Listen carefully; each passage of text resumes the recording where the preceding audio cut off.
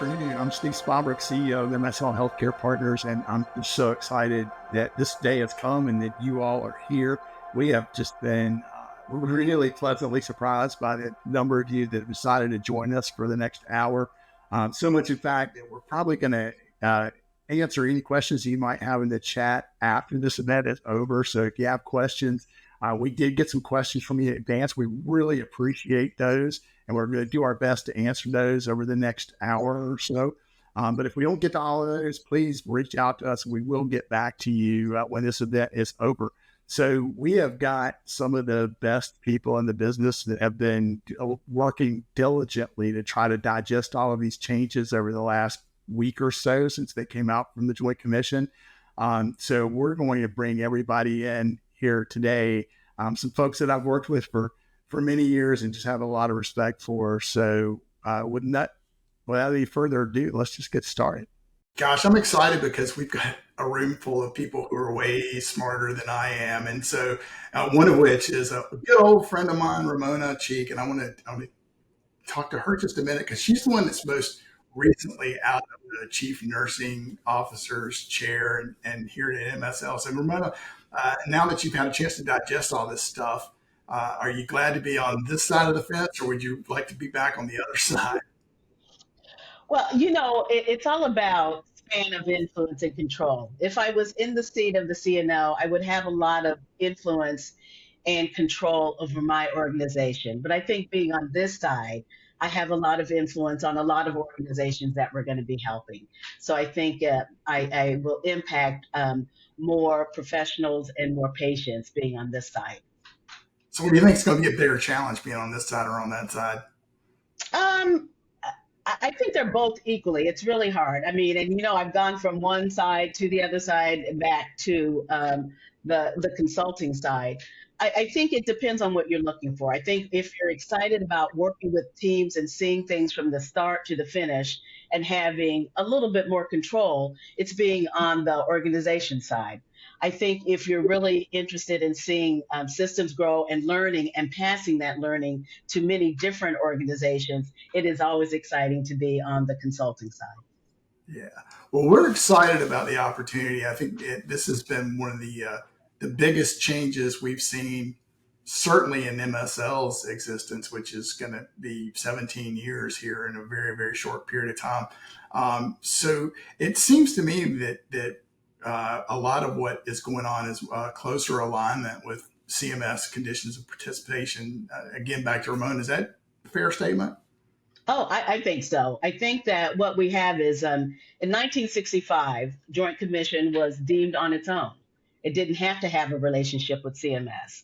And that changed in, I think, 2005, where all of a sudden Joint Commission was no longer deemed and it then had to partner with CMS. And I think since 2005, we've seen different iterations of how Joint Commission sees things and how CMS sees things. But I think finally, for this time, it is very clear that CMS is driving the boat, at least with those conditions of participation and the minimal standards. And Joint Commission is saying, you know what?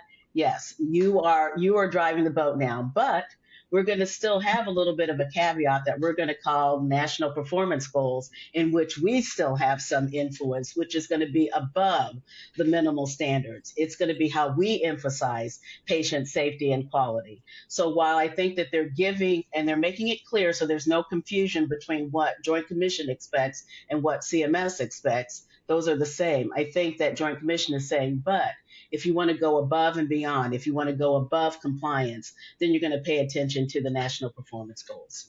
Going beyond compliance. I wonder where I've heard that before. So interesting. So Monica, we were having a little sidebar discussion before we started this live broadcast, and we were talking about the survey activity guide and how that kind of reinforces what we were just talking about. Do you want to elaborate on that or repeat that? Sure.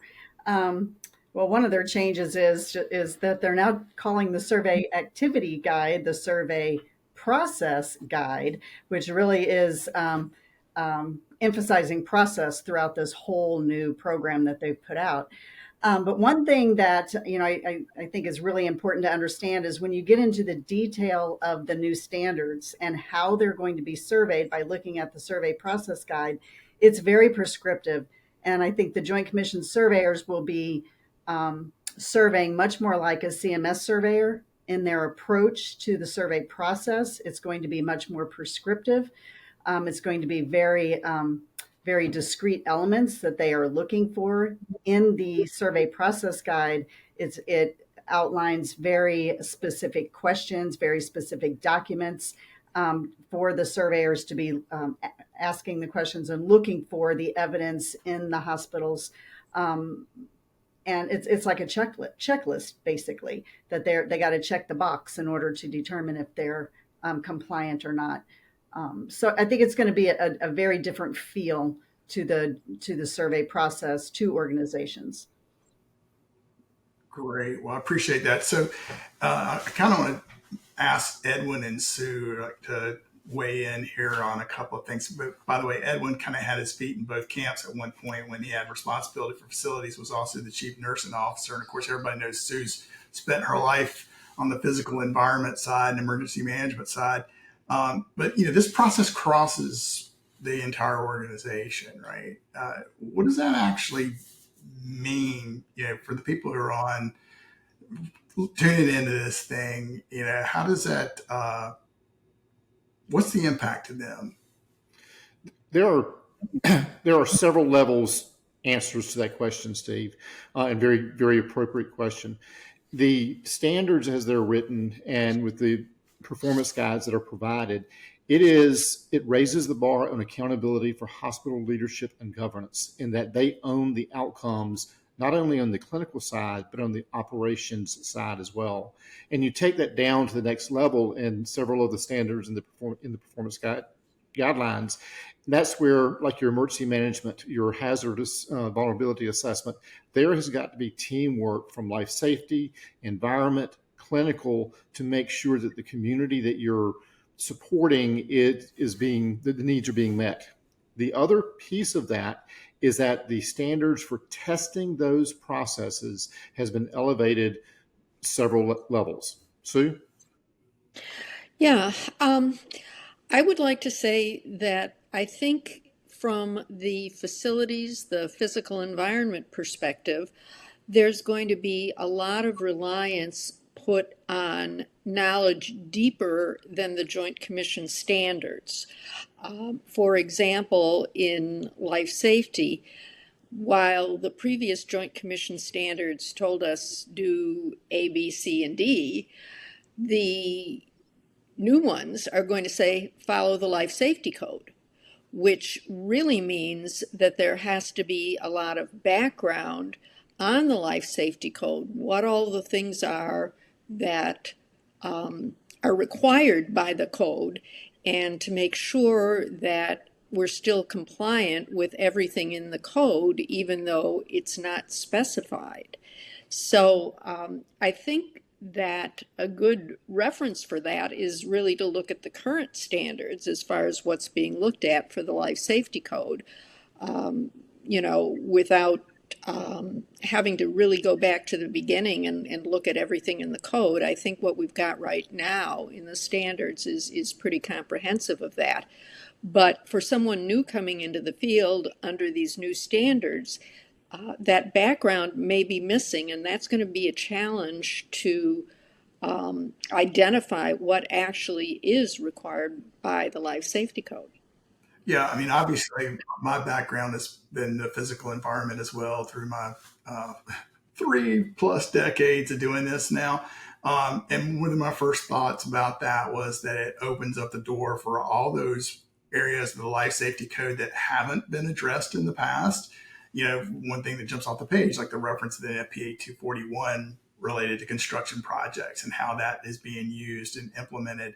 And so kind of as a follow-up to the two of y'all, and then Russ, Harbaugh, feel free to jump in here, or any of you.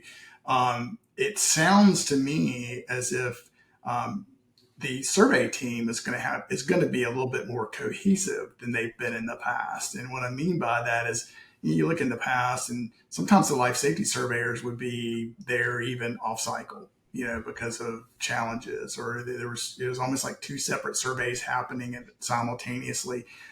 My feeling is that's going to be that line's going to get much grayer than it's ever been. Is that a fair statement? It is. One of the things to what Sue is talking about is the fact that a lot of people have focused on the EC and LS standards, and they recognize those standards because that's what they've worked with. And now they're going to have to focus more on what our life safety codes do call out, and they're going to need to know those codes and what references them. The other thing that I think is going to be a huge challenge in a sense is the fact that all of our documentation now in our policies and our procedures and our testing, inspection, and maintenance, everything references either an EC or an LS standard. So organizations are really going to have to focus on going back through all of that paperwork and documentation and making those changes to be compliant. So we're going to see, a lot of work in the next few months that's going to have to happen in order to meet those requirements. But yeah, I think really focusing on understanding the life safety code and knowing the references is going to be huge. Yeah, actually, personally, I think that's a very positive step in terms of compliance with the code, because it does open up the entire book, where there was always this feeling that, well, it's not in the life safety chapter, so we really don't have to do that. But that was never really the intention of the code. So a follow-up question on your document organization comment. Would you recommend at this point that we change that process in any way? Like, for example, I'm a facility manager that's listening today, and I've got a really good process in place for, organizing my fire alarm, fire suppression, all those documents. Would you change it at this point? Well, what I see a lot is I see people have it online, and I see people have the paper copies as well. And, in systems, health systems as well, they have standardization. So each of the facilities has those books that have those standards and codes in them. And I would think that the adoption of this new process is going to be an undertaking that how are you going to become familiar, right? That's going to be the key, is understanding what you currently do, what you're using, and how you're using it. If you're referencing, the life safety codes, I think that's key. But I think, like anything else, adopting what we're going to be surveyed by, to me, is a better process. Having a more of an understanding of what, the surveyors are going to be looking at. I see this often in document review. If we're not on the same page, then it does tend to confuse, and then a lot of different questions get asked. And we all know that if your document review goes well, your survey goes well, right? And so understanding that, adopting this whole process really will have a huge impact in my opinion. One thing that I would like to add to that is that I think a good step to take to begin this transition is, everybody's got the notebooks or the computer files labeled by EC 02, 03, 01, 05, EP 1, 2, or 3, So what I would recommend beginning to do as a first step is taking those dividers that are labeled by the standard and EP numbers and label them by topic. Yeah. Maybe in addition to standard and EP, so that you can make the transition. But if you can label them by topic, I think that's going to be a big step in the right direction. Yeah, and Sue, having the crosswalk is going to be huge, very important for everyone, because that's what you're going to learn by, that's what you're going to live by, and that's how you're going to get to that point. But definitely agree.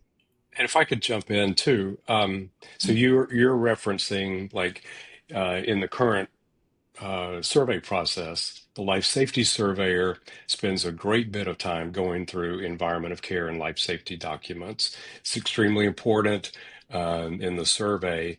But for the survey as a whole, we've had now for a number of years a list of 40 or 50 documents. It occasionally changes that have to be ready when the survey team arrives. And so that crosswalk and that going through to see what are the documents that are required now. And I'm not sure that I've seen in the updated survey process document, a list like we had in the old survey activity guide. Yet anyway, there are some references to a few things, but uh, this whole change in the survey process is going to require, across all chapters, across all components of the survey, seeing how have we organized our documents in the past and what's going to serve us best. But I tell you, probably as one of the elder statesmen in this group, having seen multiple, major, probably two, maybe three, really serious, significant iterations in the accreditation manual over the years. I think it's exciting because the Joint Commission has said it's about quality, it's about safe patient care, and they also have called out and said it's about clinical transformation. And I think if we could get beyond what we've seen the past 10 years of the top 10 frequently scored standards being environment of care and life safety, and moving to more of a focus on things that are going to impact directly clinical patient care, I think that would be a real plus. And they've identified 4 patient populations they're going to focus on, and they're talking about NQF and I didn't say that right. The NQF, the National Quality Foundation. They're talking about NQF and their evidence-based processes and measures of outcomes for those patient populations. And it reminds me of the core measures when they came out. And gosh, that was what, in the 1990s, and Yeah, that's hospitals right. Wasn't that like began to 94? focus on heart failure and pneumonia and AMI, and doctors talked about cookbook medicine and, and did not want to implement those process improvements to get improved outcomes, but we did it. We got past it. Half the people probably listening on this, on this webinar, probably haven't heard doctors use the term cookbook medicine. They just haven't been in the business long enough to see people pushing back on evidence-based medicine like that.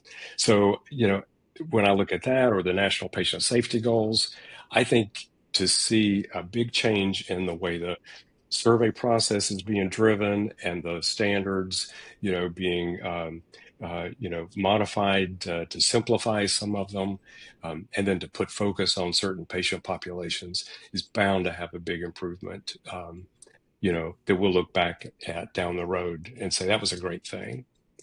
Yeah, So I think it's exciting. Howard, that leads into another component that is really important to everything that the conversation has been about for the last few minutes, which is the emphasis in the new standards really upgrades the focus and performance improvement and quality assurance. And actually, there's a component in there, and Monica, you pointed this out yesterday, that your mission, vision, and values must have a direct link to what you measure, how you measure, and what your expected outcomes are from, and how they're measured. The fact that whether it's a life safety person or a nurse or a respiratory therapist, they must have by the standards, a working understanding of what they're measuring, why they chose to measure it, what outcome they're seeking to get there, and how they were trained to get there. So the focus on performance improvement knowledge across the entire organization is going to have a step up. Yeah, it's really interesting that they've added that as an explicit standard. It's under the national performance goals that they've added that, you're right. It just is really driving organizations to focus on that alignment from the goals and the mission of an organization down to the front line, um, and that organizations can really see great strides in their improvements when they do get that alignment. It's as I said to the team members yesterday, it's very Baldridge esque in their approach to do Good. that kind of alignment. Yeah, it is a That's good thing. It's a very I good think very thing. what's interesting, and it's not to be the Debbie Downer of the group, but I think that there's two things that are going on that we're going to have to figure out. One is that there is absolutely more of an emphasis on CMS. At the same time, emphasis on knowing what patient safety and quality and mission, vision, and values, and putting those together simultaneously at the same time for a Mm-hmm. survey is what's going to be different. I would say we've always had one and we've had the other for a long time. I mean, I started when there was always line of sight between what the mission, vision, and goals were and what your department goals were, and you had passports to show that relationship. So that's not really new. I think what's going to be new is having that at the same time that you're meeting all the CMS standards. And that I don't think that we've done before, or at least consciously, to say you have to do all of this Mm-hmm. and you have to do this too, and fitting that and aligning that together in how we understand surveys are usually done. I think that we're going to see maybe a difference in the days or the number of surveyors that you have on site to be able to do both of those functions at the same time. And that's a good point. And I'm glad you brought that up because we obviously today's the 10th of July and we got this information, 10 days ago. And we've been like working diligently to digest it as much as we possibly can and turn it into this session today. So we're going to be learning. We're not going to just rest on our laurels at the end of this video and you wait until January. We're going to keep digging in and we're going to do some more videos coming up to talk about those very things. But I think that's spot on, Ramona. Um, so I would be remiss if I didn't mention this. I've been 17 years. I've been a business partner of Sue McLaughlin's, and that was the first time she almost misquoted a standard in 17 years. But she recovered to fail in it. And so if you noticed a grin on my face, it was because I thought she was going to miss one for the first time ever. So that was pretty exciting, at least for the moment. But your record is intact. So, Well, thank you, Steve. let's talk a minute about medical staff because Howard mentioned the doctors and cookbook medicine. And of course, I think we're way past that now, but we haven't really talked about them. Yeah, I think so. And one of the things, if anybody's heard me speak recently, they know I'm talking my presentation. Most of it's been about compliance not being enough. And sort of the takeaway from that is compliance with purpose is. And Howard, you kind of led the way with this a minute ago when you talked about, hey, we're seeing the same top 10 over and over and over again. So that's just more reinforcement to me that we're just not getting to where we need to go. So I was very excited to see that they made some pretty dramatic changes here. But let's talk about how it's going to impact the physicians, and hopefully we'll have one on maybe the next one to talk about it if necessary. But if anybody want to take that one, Well, I found it very interesting, to Steve, to your point, that many of the medical staff standards have been moved. They are now under leadership. So while it still requires a independent medical staff with many of the same components, it's leadership and governance accountability for the medical staff operations and outcomes. So the accountability is really the significant change in very direct language, which matches up CMS's language that's been there forever. I was involved in an organization many years ago in which the medical staff wanted to challenge the Board of Governors accountability for the quality of the hospital. And it came down to a CMS review that said, no, the board of directors, the board of governance is the one who is directly and at the end of the day accountable for all patient outcomes. okay. So outcomes, Uh, I do think that another way the physicians are going to be impacted is the emphasis on outcomes that the new standards are making, bringing in the NQF metrics, for instance, which are both process and outcome driven. But Joint Commission has teased the idea, if you read some of their initial information they put out around Accreditation 360, is that the NQF partnership that they have and the four new populations that they're focusing on is to introduce the next generation of program certifications. So they're going to take this data and use it for comparisons across hospitals to drive program improvements and in outcomes, which absolutely will impact physicians and hopefully engage them in improving the processes that will get them to the the high level of outcomes that everybody's wanting, and that will be compared to through these metrics. So another way that I think the physicians are going to need to come to the table and be even more engaged on more populations than they have in the past. and correct me if I'm wrong, because I could be, and I have been in the past, and probably will be again. But one of the things we've all seen in our career is this movement from the independent medical staff, where they were basically independent third-party contractors. The much more of them now are direct employees of these organizations. Do you think some of this change is a reflection of that change in the industry, or is it just you know? I think absolutely it is. I think you're seeing a new generation of workers who have new expectations. Joint Commission, referred to a new generation of certification, and I think that goes well with the new generation of healthcare workers that we want. I think we've been seeing an evolution in the last years about physicians are much more team players now. They are much more collaborative and discuss more things. With caregivers. And I think that is a direct change of how things were 40 years ago. I think also they're much more used to, and it's another emphasis is on transparency and sharing of information in order to improve. In the old days, that was hard. People weren't very transparent. And now that is the expectation is to be transparent, to share where you are so that you can improve. So I think, and you have a new generation of workers who are used to that. So I think those are all good things. So Howard, I know you're seasoned, as Yes. I am.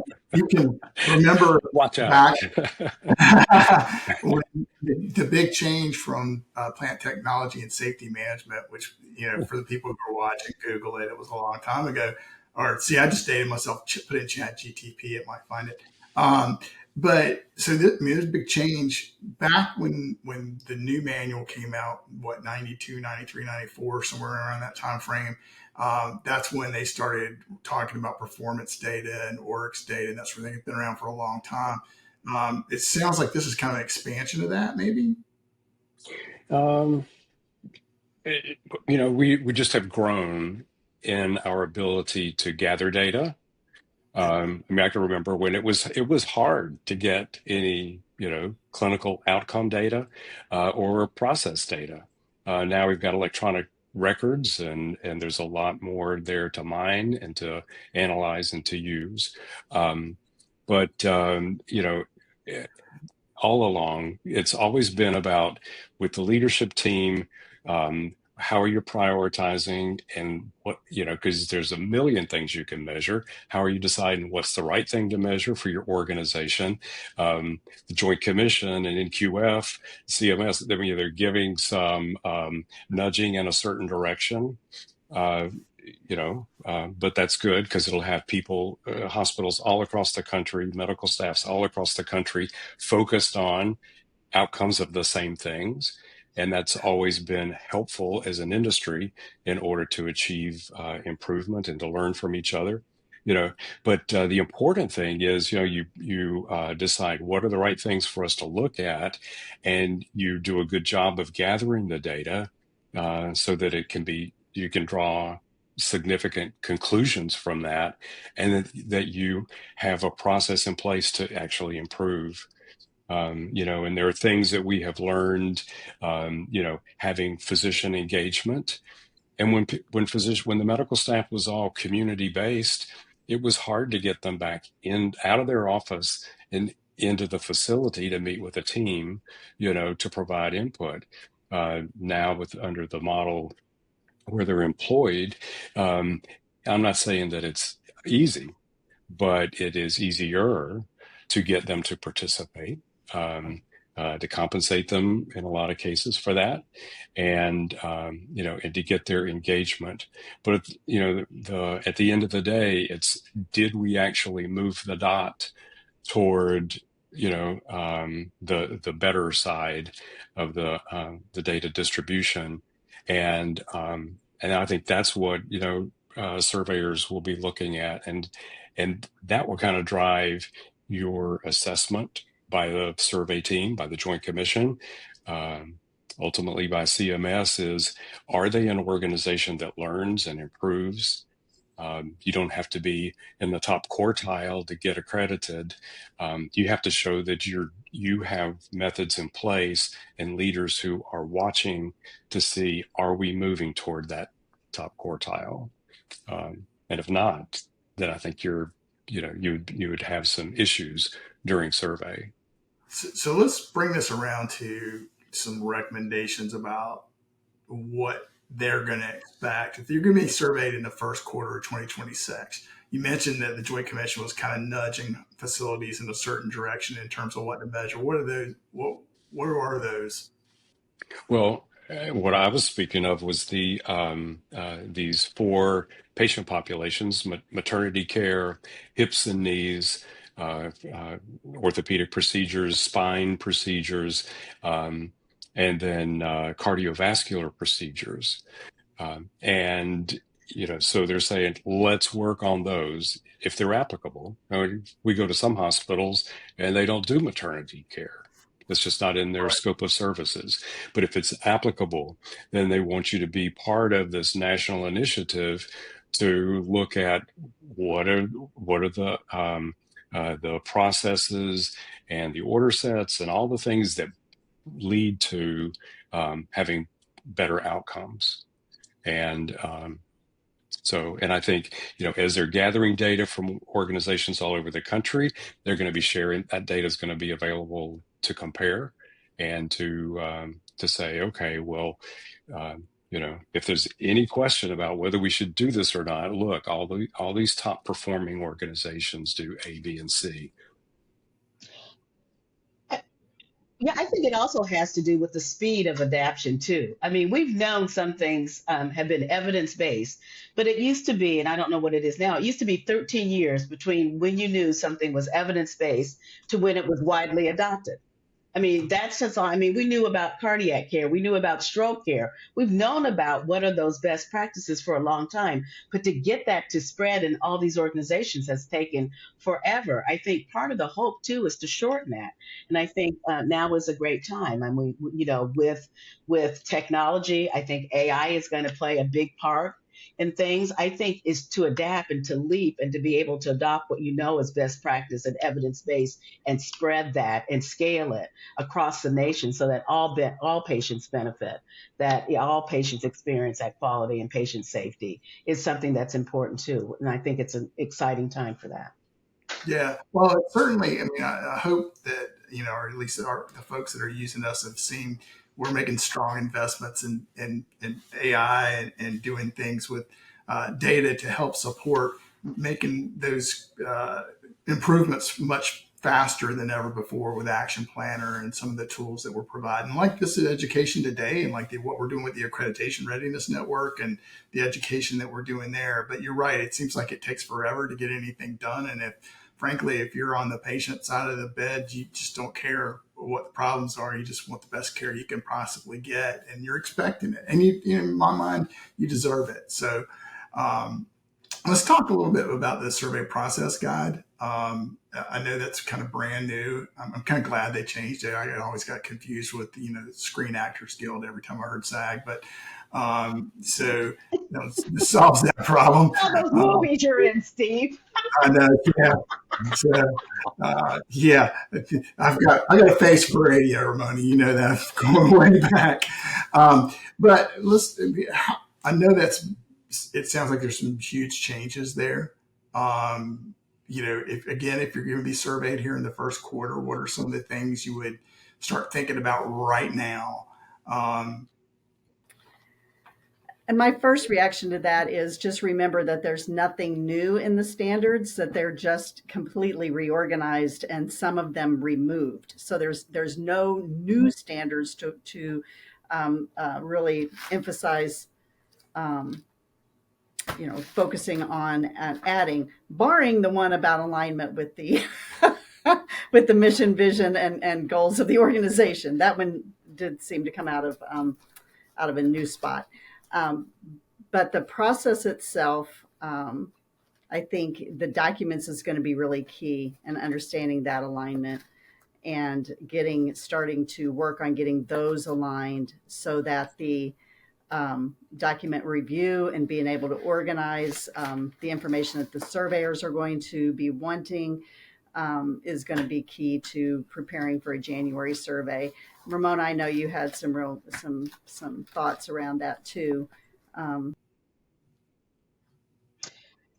Yeah, I think that if you look, there are some things that I think have been required, well, that I've never seen, which is like a complete list of employees with departments and shifts that is a new requirement for organizations to have in place, um, which I think sounds much more CMS like.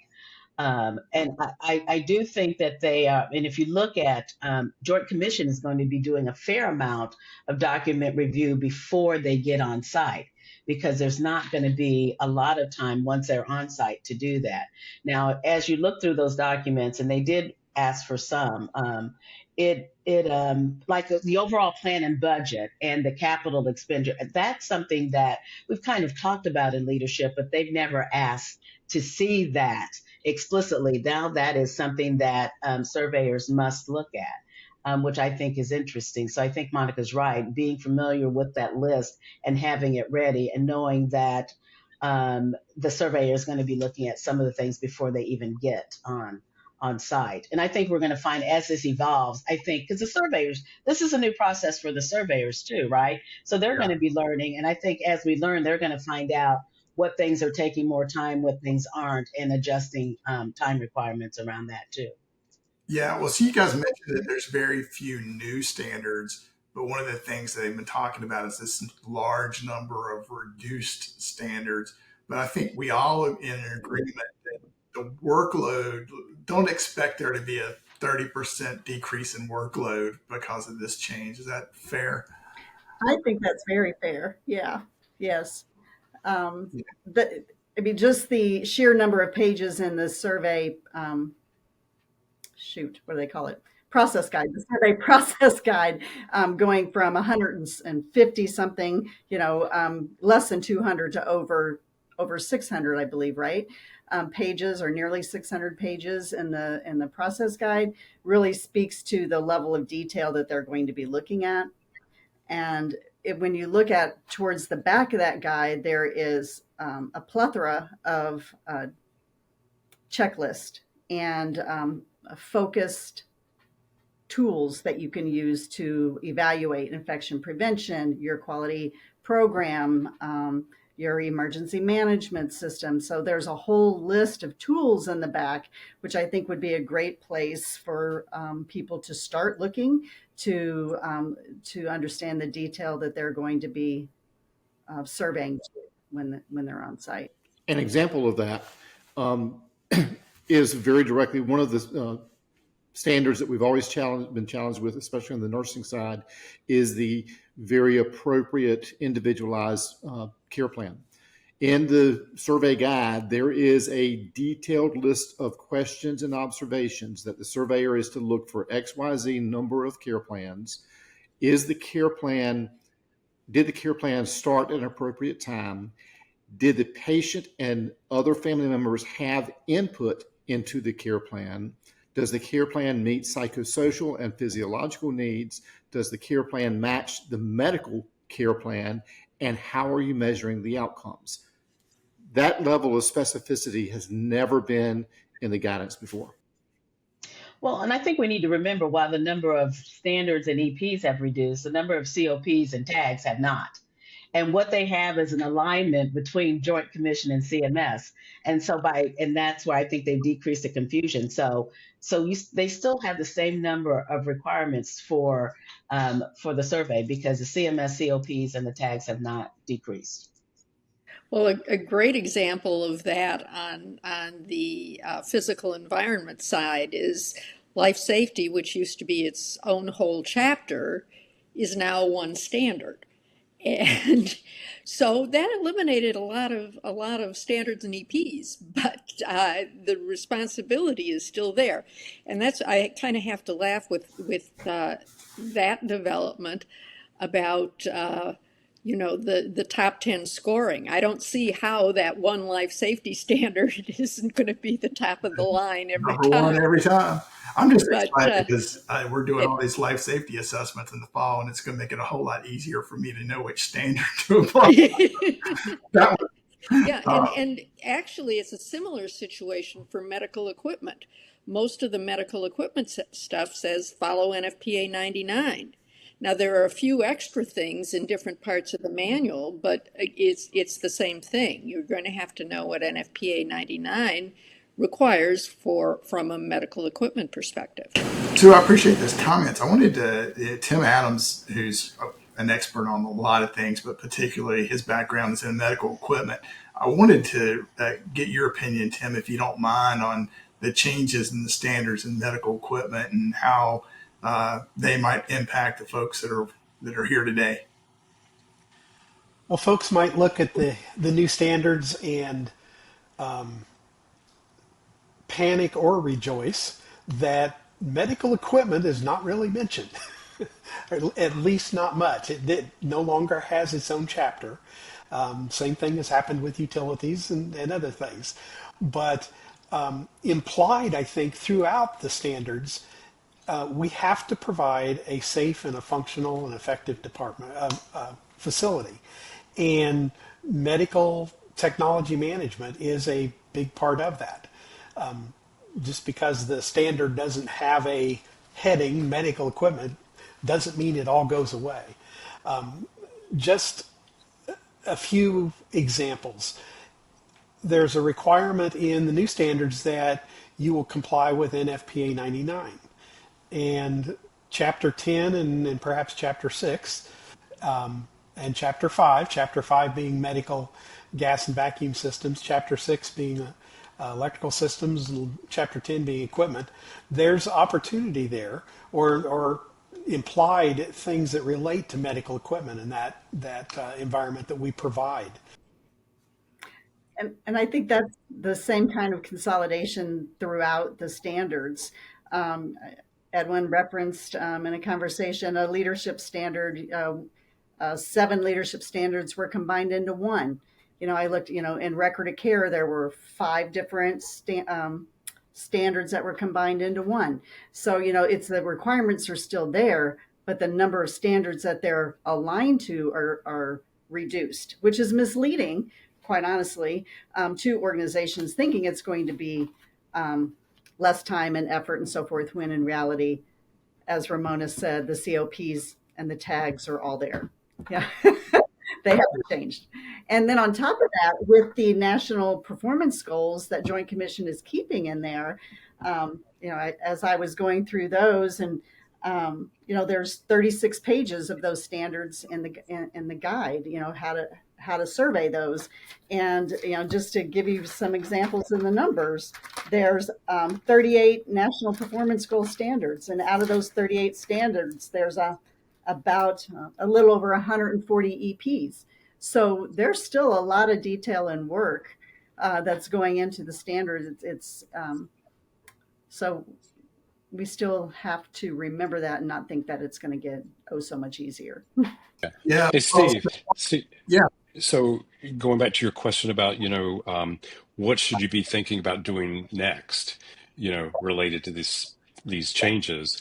Most organizations have the edition that's online, accessible from a link on everybody's desktop computer, so that they can access the Joint Commission standards, and that's a great thing.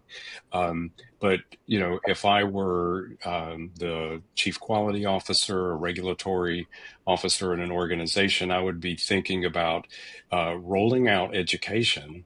Because once we get into 2026, if you're surveyed, the surveyor is going to be saying, so what have you, and they could ask a department director, they could ask a member of the board that's involved, a physician walking down the hall, they could get involved in a conversation and say, so tell me how you've turned this corner from the manual you had in 2025 to this restructured manual and your survey process. And you don't want anybody to say, oh, I didn't know, you know, or to click on the manual and then they have no idea that there's the National Patient Safety Goals chapter disappeared and has been replaced, and now pain management is in this NPG chapter.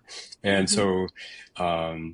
so it's almost like when they went from department by department chapters of the manual, kind of like the CMS Yeah. standards, to processes. Now we got to get people to realize, well, in pharmacy, medication management's not the only chapter that you've got to really be looking at. There are other chapters that things that used to be in medication management or provision of care now are in a completely different chapter. They're not where you think they're going to be. So there's a lot of education for various stakeholder groups that I would be thinking about how to get that rolled out, and in a way that just helps people see what things they need to do different.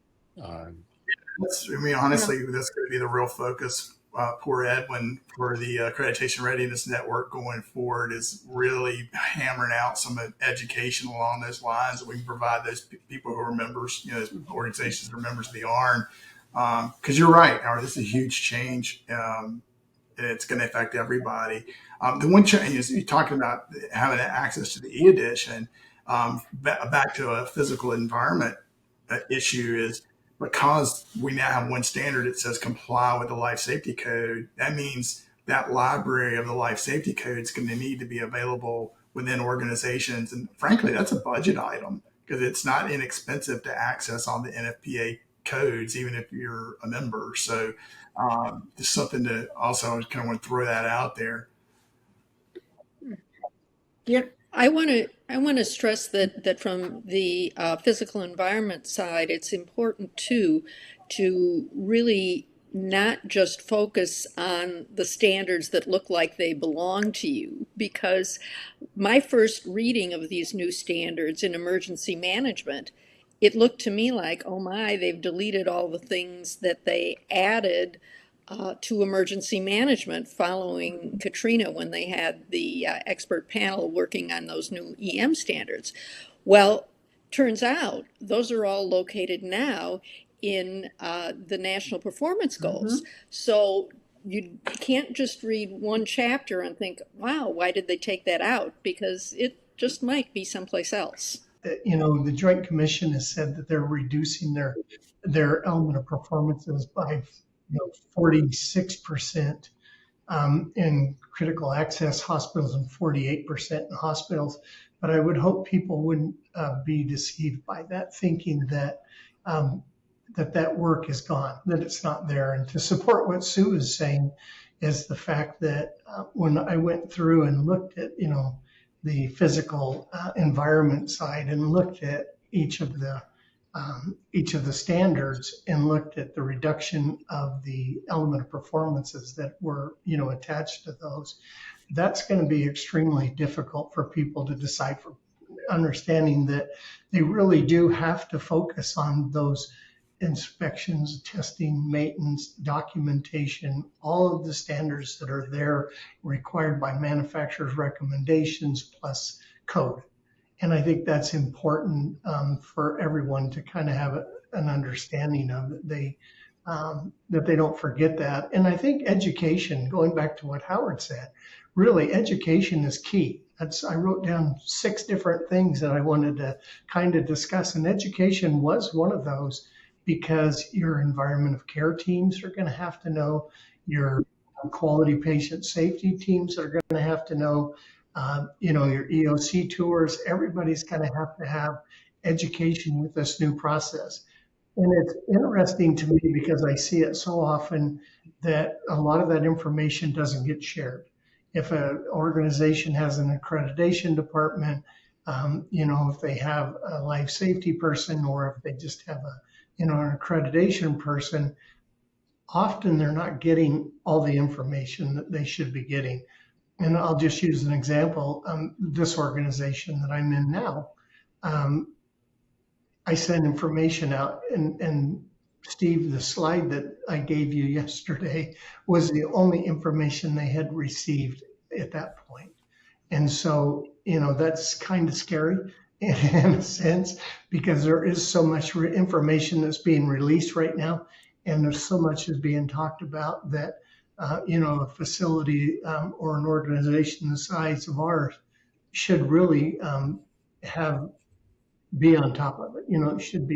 There should be a lot more conversations going on, a lot more education. But I think that's key. Well, and I appreciate you bringing that up. I mean, we're going to continue to do these and put them in the public domain. And certainly those people who are accreditation readiness members, they're going to have broader access to some education. And of course, you can get CECs for this hour once we get them approved by Kirby Bates here in the next few days. But this is just like, honestly, it's kind of deja vu back to the 90s where it was really abrupt, felt really abrupt. And there was this sort of roller coaster ride of fear to, learning to, okay, now we're kind of coasting through this. And I think this is going to be following the same sort of flow. Frankly, I thinking about it purely from the patient perspective, it feels like a very positive thing. It's kind of easy for me to be in that mode right now. But I'll kick it out to the clinical people really quickly. We don't agree with that this is, from a patient perspective, a really positive thing. It is, from my perspective, on several fronts. One is, again, it puts patient safety, workplace violence safety on steroids. It really raises the level. The second component of that, and Howard alluded to this, and Steve, you alluded to this earlier, is that Joint Commission is going to be making the standards public. So you don't have to have any addition. It is going to be available to every private citizen, every organization, every lawyer, every member of the hospital. So the rules of the road are there for everybody. We better follow them and focus on patient safety. When we focus on patient safety and eliminating all preventable harm, everybody wins. Yeah.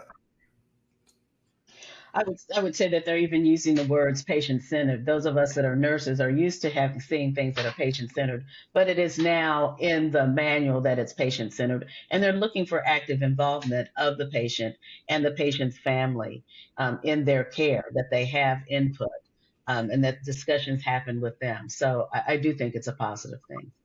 Yeah. Yeah.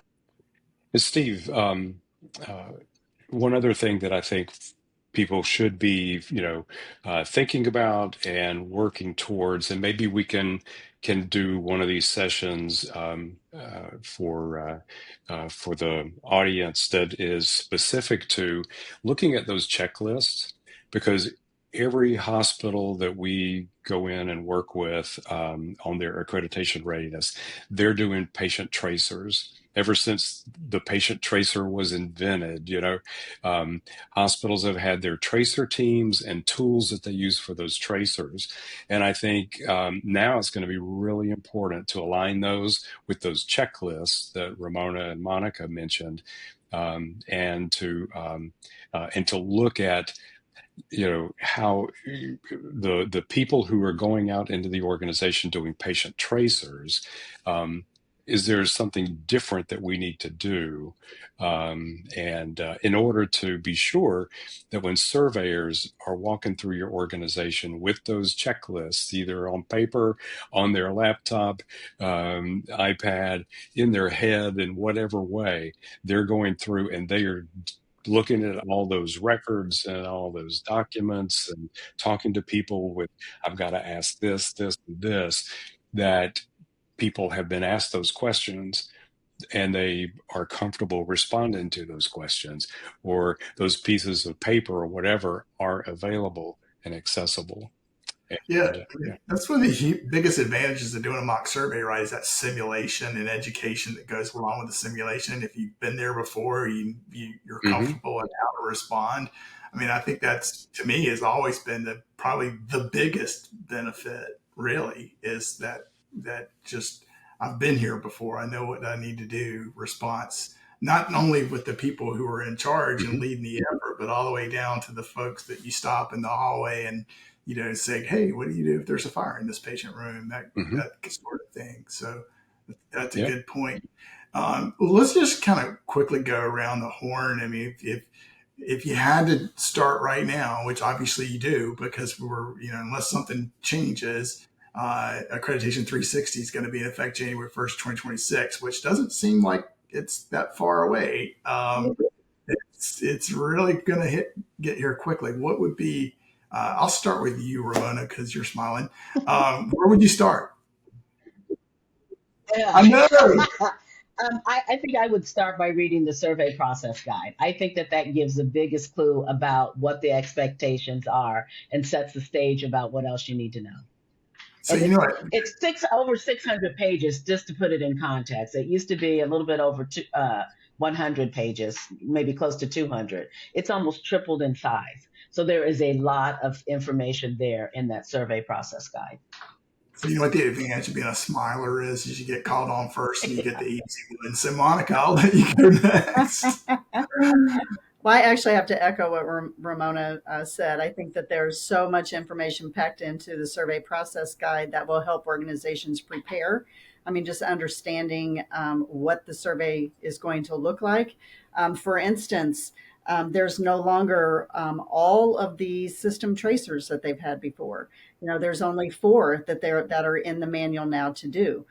So they've dropped some of those. So you don't have to worry about preparing for those because they're going to be looking for that information as they're out on the units and talking to staff real time. So, understanding those kinds of changes will help the organizations prepare. Okay. Sue, how about you? Well, I think from the physical environment side, certainly keep doing all the inspection, testing, maintenance drills, and everything that you've been doing all along. But I think one of the real important things, just to recall what I said before, is for that document, that intensive document review piece that we've had forever and ever, um, make sure that they're labeled so that you can identify it by topic rather than standard and EP, or maybe in addition to standard and EP, so that you can, quickly or relatively quickly transition from one to the other. I think that's something that can be started right now. I'd make sure that as you're reading the standards, that if something seems to be missing or, out of place, look at that NPG chapter because some of the stuff is there. The other thing interesting that I found is something that used to be in emergency management is now in the physical environment, and that's about emergency gas and water supplies to the hospital. That's now in the PE chapter rather than an emergency management. So read them, and then if you're missing something, kind of look around to see where that may be. Watch for the change, and we're going to be there to help you through those changes. Yeah, well, one of the things I want to point out is, and this is good, I know there's a lot of people who are tuning in were surveyed by us in the last few months, and that's one of the reasons they're here. Our developer has told us that if they're using Action Planner, that he promised by the end of next week they would be able to see not only the current standards but the new standards in 2026. So going back, if you were surveyed in the last year, that's going to be available.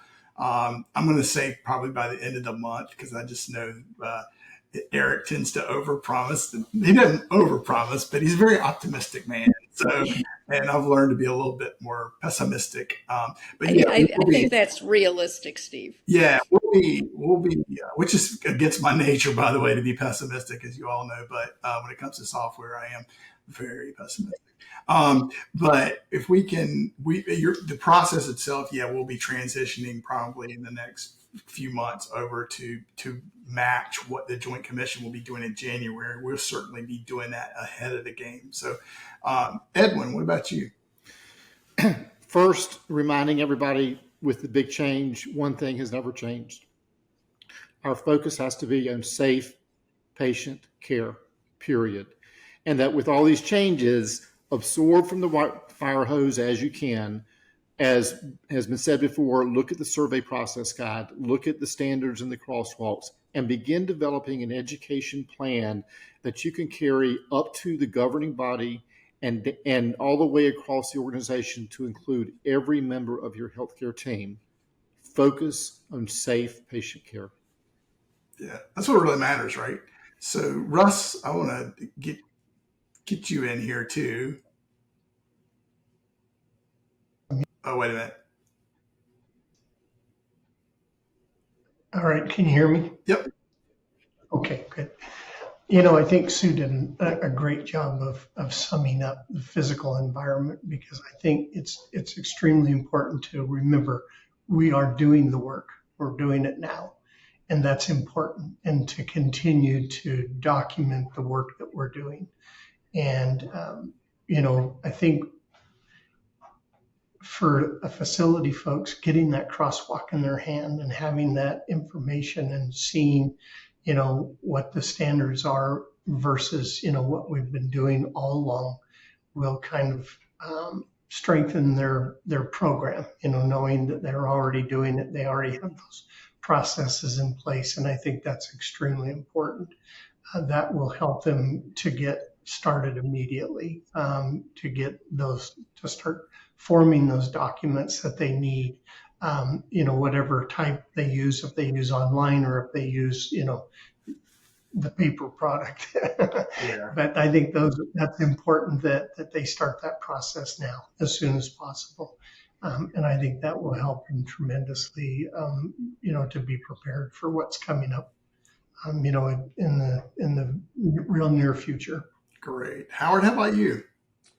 So, what I'm going to say, I think might make some of the regulatory leaders out there happy, or they at least feel like they're seen. But this is going to take a village in an organization to adapt to these changes, and it's not just the responsibility of the regulatory leader or the chief quality officer. They cannot do all this by themselves. I was just sitting here just trying to think through, what are the different work streams that need to be set up and followed, related to just educating the organization, modifying policies and procedures where they're making references to regulatory standards. Doesn't matter if, again, the CMS references aren't changing, but if they're referencing Joint Commission standards, that changes. Changing how you do patient tracers. Yeah, if you don't have teams who are focused on those NQF patient populations, beginning to, organize that. What most of our clients and hospitals that we go into have done up to now, since the last big change, was they have chapter leaders. Every chapter of the manual, somebody's, comes together periodically and they talk. I don't know that those chapter leaders are the right people anymore. Maybe they are, but it's not because they have a chapter, because maybe some chapters went away. you know, Yeah. so we have to think, who are the right stakeholders to be at the table on a regular basis over the next few months in the organization to kind of lead the turning the corner into the accreditation 360, and to be cheerleaders for it. Because again, there's no new requirements. We have some new patient populations to focus on, but different survey process, different focus, maybe level of intensity with the CMS part of surveys.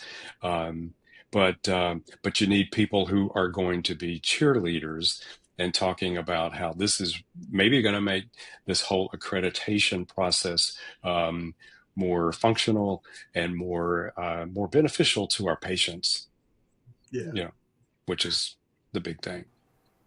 Howard, I think you really touched on something with saying that it's going to take a whole village. But, as Edwin was saying earlier, the emphasis on leadership and governance involvement, I think, is really going to help drive some of these changes because they have to come to the table in these new standards. It's really throughout that they are involved and that the information is shared with them on a regular basis and that they're contributing. That has to be evident. Um, and I think that will help in the end the regulatory leaders and others get the work done. I've asked everybody around the table, and I really want to ask Skip Smith because I know his background, and that is, if you were in your previous role in the system corporate world with lots of hospitals you were responsible for, understanding what's going on, and I know it's early in the game, but understand what you've seen so far with the new standards and the survey performance guide and whatnot. If you had hospitals that are going to be surveyed the first quarter, even the second quarter of 26, where would you start? What would be the first thing you'd be working on? Well, for people who have worked with me for a long time will appreciate what I'm about to say, and that is get everybody together and go to lunch. Take a deep breath. This is not the end of the world. It's structural changes, but the content really hasn't changed. And I think the challenge is going to be for us to figure out how do we take all the things that we've been doing so well over a period of time and now kind of morph them a little bit to present them in a way that aligns with how a surveyor is going to look at it. And that's kind of unknown. Even though you have a survey guide and everything else, there's still a lot of unknowns that are in this. Right. So I think to begin with, just keep doing what you're doing. Don't stop. Make sure you're doing it well. If you've got notebooks, keep doing your notebooks. Whatever it is, keep doing it. Then what you want to do is start with the education so that people understand what's the crosswalk say. If this was in an EC and it's now in PE, is it all there? Because as has probably been said a couple of times, there are the standards for EM, there's standards for PE, and then you have others that are in the national performance goals. Right. And they're almost stated twice. So it's knowing that you've got where it's going to be and how you're going to address it. Training staff, and it's been my experience over the years that most people in facilities understand, get the work done, get it documented and all of that, but they don't really understand how to use the data. And the way the standards were organized before, it was always a check the box survey. It's not how much better did you get and what did you learn from what you were doing. It's like, did you do it? Was the air going in or was the air going out? It was those kinds of questions. And I think that staff and leaders really need to understand how to take the information they've got and how that becomes usable data. How do Yeah. you improve the environment? And knowing the difference between a performance monitor and performance improvement. Right. That's a big one. It's a huge one. That's a big, And it's so, been a big one for 20 years, by yeah. the way. And so, how do you write this? And how do you, I think more importantly, how do you talk about it in this new environment? Educate everybody. It's and this is starting with your leaders in your department, with your staff, and so on. But I think there's a critical piece in these changes because while there's not fewer standards, we're still being measured against the same conditions of participation. Right. And so you can go widespread in a big hurry if they just go to NFPA 99. Right. Okay. Well, And you're going to score all that under one standard. So understanding that is important for your leadership to understand because there's the number of people probably sitting on a call with us that have leaders that go, I don't want any findings in environment of care. And yeah. you get a few, and they were small enough that they sat down on the bottom of the safer matrix. Now they may not be, and it's the same finding. So start educating them on what this may mean as we start to work our way through it. Well, I suspect there's quite a few people out there who are feeling a bit overwhelmed at the moment because I'm one of them. I mean, this is a lot. It is a lot, but one of the things that, as the CEO of MSL, the promise that I'd like to make is that we're going to be here with you.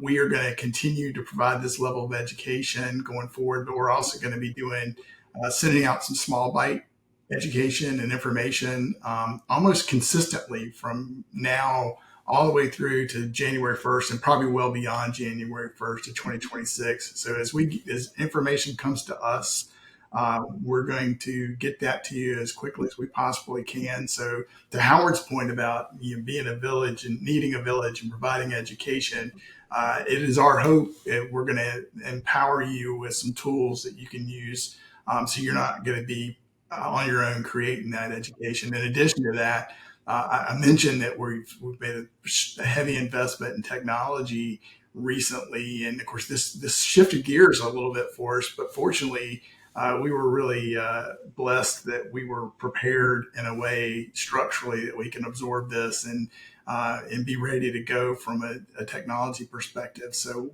we're excited to be able to roll that out to the folks that are working with us.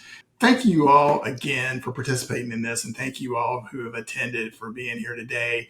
We will be making this recording available to you here in the very near future. We're going to send you an email with a link so that you can access this because I know it was like drinking from a fire hose. So we want to make this available so you can go back and review it and maybe look at certain sections that where you might want to hear that again. Also in that email, we're going to include a Calendly link, and we would love for you to set up an appointment with one of our team to talk about what these changes mean to you. And how we might be able to help you out with that. And along those lines, I mentioned this earlier, but stay tuned. We're going to have more events like this in the very near future. And we're going to be continuing to provide resources out there to the folks that we're working with. So thank you very much.